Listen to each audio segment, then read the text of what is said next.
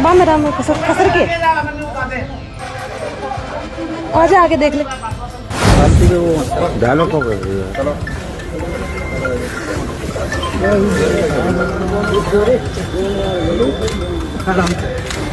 गुजरात में अचानक से सैकड़ों की तादाद में, सैकड़ों के हजारों की तादाद में मुसलमान उतरे थे और जो मुसलमानों ने किया उसे देखकर आप भी हैरत में पड़ जाएंगे, क्योंकि उन्होंने न केवल इतिहास रचा बल्कि इस दौरान जो किया गया वो हर किसी की आंखें खोलने वाला है। ऐसा क्या हुआ था गुजरात में जिसकी वजह से हजारों मुसलमानों को उतरना पड़ा?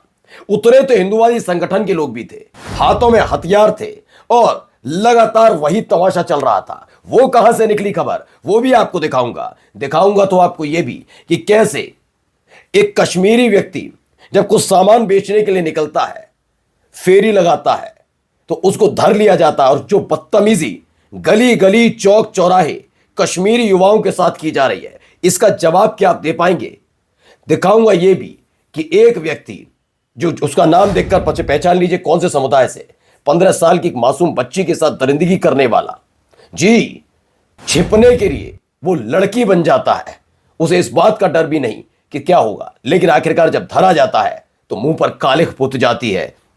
और तो और नाथूराम गोडसे, आपको याद है ना, मनरेगा से महात्मा गांधी का नाम हटाया, फिर धीरे धीरे आपने देख ही रहे पिछले कुछ दिनों से महात्मा गांधी को लेकर क्या क्या विचार कौन सी पार्टी से ताल्लुक रखने वाले लोग कर रहे हैं। अब ऐसे ही है बीजेपी के प्रवक्ता जो नाथूराम गोडसे को लेकर कितने ज्यादा पॉजिटिव नजर आते हैं। आज आपको दिखाऊंगा कि उनके बारे में दिखाऊंगा एक चीज की ज्यादा बहुत बड़े ज्ञानी बनते हैं, लेकिन बीजेपी की विचारधारा को एक साथ एक झटके में उन्होंने सामने रख दिया। नाथूराम गोडसे के लिए एक विपरीत शब्द नहीं बोल पाए, एक विपरीत शब्द। अब आप समझिए महात्मा गांधी से कितनी मोहब्बत करते होंगे। नमस्कार, मैं हूं प्रज्वल गौतम और आप देख रहे हैं the live TV. The live TV, सच सबसे आगे। सबसे पहले शुरुआत इस खबर के साथ, जरा इस वीडियो को पूरा गौर से देखिएगा। ये देखिए बेतहाशा भीड़ नजर आएगी, दाढ़ी टोपी, इनको देखकर वैसे ही चढ़न हो जाती है लोगों को। ये देखते चलिए ये कितनी सारी दाढ़ी टोपी वाली लोग हैं, बेतहाशा भीड़ है। यहां पर क्या हुआ वो बाद में आपको समझाऊंगा, लेकिन फिलहाल आप देखते चलिए कितनी गाड़ियां खड़ी हैं वहां पर, और ये सारे के सारे एक साथ इकट्ठा हुए थे। इससे पहले ये भी एक वीडियो निकली थी, ये देखिए, ये वीडियो भी वहां से ही आई थी। एक पूरा ग्राउंड है, ग्राउंड में बेतहाशा भीड़ मुसलमानों की इकट्ठा होती है।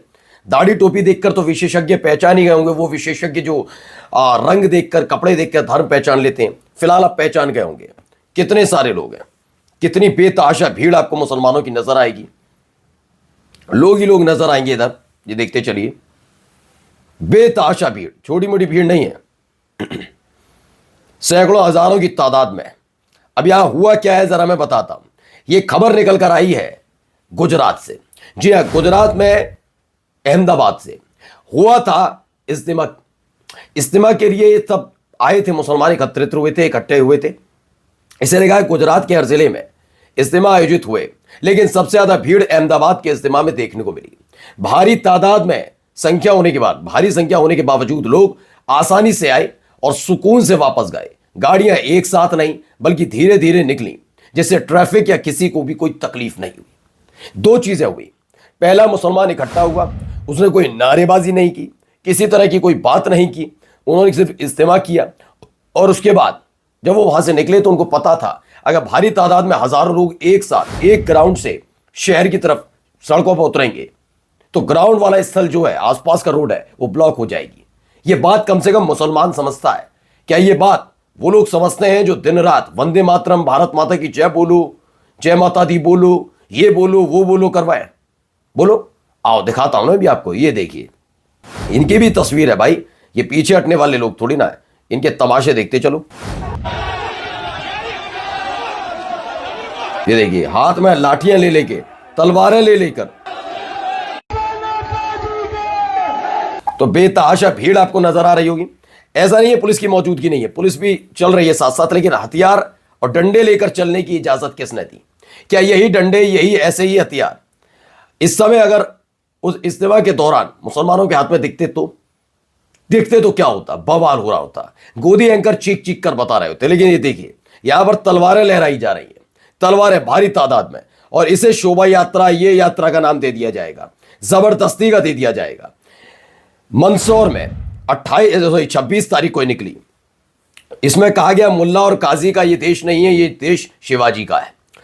इसमें क्या हुआ, शौर्य यात्रा निकाली गई थी विश्व हिंदू परिषद की तरफ से, बजरंग दल की तरफ से, और इसमें इस दौरान हथियारों का प्रदर्शन किया गया। मैं एक सवाल बस पूछ लेना चाहता हूं, आप अपने परिवार के बारे में खुद निर्णय लीजिए, लेकिन कैसे लोग आपको चाहिए?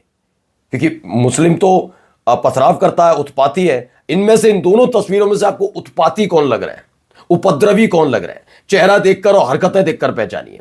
चलिए अगली खबर आपको दिखाता हूं यहां से। ये देखिए,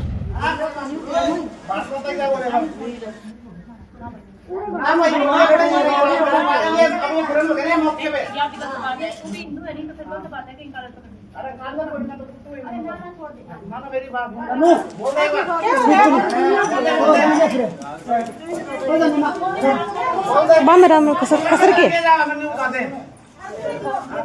आजा आगे देख ले।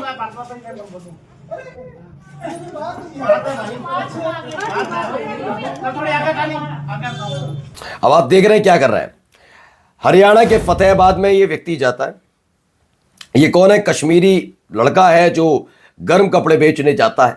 वहां पर इसे रोक लिया जाता है और कहा जाता है कि वंदे मातरम के नारे लगाओ। इस दौरान उसे पकड़ लिया जाता है, गर्दन पकड़ ली जाती है, और ये तमाम के और कहा जा रहा है उसके साथ दुर्व्यवहार किया गया। अब आप अंदाजा लगाइए, फिर ये नाराज हो जाते हैं कि कश्मीर के लोग ऐसे करते हैं। कश्मीरी, ये अलगाववाद कौन पैदा कर रहा है और इसके खिलाफ अब तक क्या कार्रवाई हुई? और अकेले हरियाणा में नहीं है, मैंने इससे पहले हिमाचल प्रदेश में दिखा दिया। तो मोहब्बत की दुकान वाले हों या ये एजेंडाधारी, ये सारे के सारे सबके प्रदेश में ये तमाशे हो रहे हैं। लेकिन कश्मीर के लिए आवाज उठाई किसने? कश्मीरियों के लिए आवाज उठाई किसने? ये संसद में खड़े होकर फिल्मी डायलॉग बोलने से नहीं होता। पीओके को ले लेंगे, क्या बात करते हो, जान दे देंगे, जान ले लेंगे, ये नहीं करने से होता। जो आपके पास है उसके लिए आप क्या कर रहे हैं, उन लोगों के लिए क्या कर रहे हैं, ये बताना होगा। एजेंडाधारी फिल्में प्रसारित होकर और उसका प्रचार करने से नहीं होगा। द कश्मीर फाइल्स के लिए क्या इस पर भी विवेक अग्निहोत्री जैसे लोग फिल्म बना पाएंगे कि अलग अलग जगह कश्मीर के लोग जा रहे हैं, उनके साथ गंदगी, मतलब गंदा व्यवहार, बदतमीजी? क्योंकि इस देश के गृह मंत्री को तो फर्क पड़ता नहीं है, ना प्रधानमंत्री को फर्क पड़ रहा। आओ विवेक अग्निहोत्री बनाओ ना, आओ ना अनुपम खेर रोते हुए चेहरे के साथ बनाना इनके लिए भी तस्वीरें, वीडियो बनाइए, खबर बनाइए और फिल्म बनाइए, कुछ तो करो। नहीं, वो नहीं कर पाओगे, एजेंडा उसमें फेल होगा ना तुम्हारा। अब आते हैं एक और खबर के साथ। पहले एक बहुत बेहतरीन खबर निकल कर आई है। खबर क्या है ये देखिए। ये बैठा हुआ व्यक्ति कौन है मैं बताऊंगा भैया। ये देखिए, ये देखो, होठों पे लिपस्टिक है,